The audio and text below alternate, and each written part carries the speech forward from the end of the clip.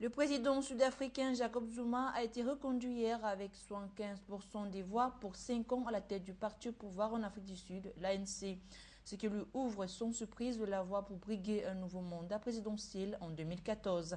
Ces élections ont particulièrement été marquées par la nomination de l'homme d'affaires Cyril Ramaphosa au poste de numéro 2 du parti. L'annonce de ces résultats a été accueillie par un délire de chants et de slogans à la gloire des vainqueurs.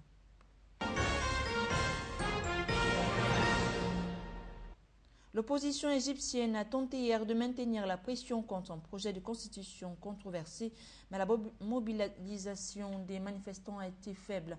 À 4 jours de la seconde phase d'un référendum sur ce texte qui semble en voie d'être adopté. En soirée, environ 2000 personnes seulement ont été rassemblées devant le palais présidentiel dans la capitale égyptienne, loin des manifestations de masse des dernières semaines qui avaient obligé le président islamiste Mohamed Morsi à retirer le décret par lequel il s'était accordé des pouvoirs exceptionnels.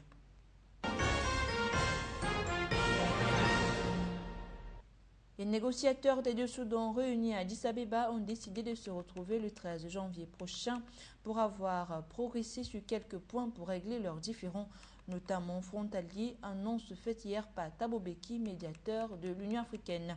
Le Conseil de sécurité de l'Union africaine, chargé d'une médiation entre les deux voisins qui étaient au bord de la guerre au printemps dernier, avait donné à Khartoum et Juba jusqu'au 5 décembre pour conclure un accord sur le statut d'Abeille. Mais cette date butoir n'a pas été respectée en l'absence d'un accord. Les deux voisins seraient tenus de mettre en application une proposition faite par l'Union africaine d'organiser en octobre 2013 un référendum à Abeille par lequel la population décidera de radier le Soudan du Sud ou le Soudan.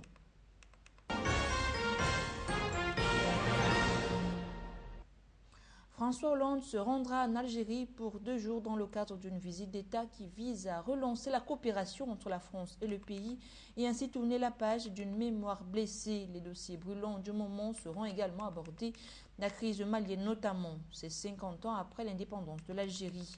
Le président français devra assister à la signature d'une quinzaine d'accords lors de cette visite que l'on qualifie d'historique à Paris. Il sera accompagné d'une petite dizaine de ministres.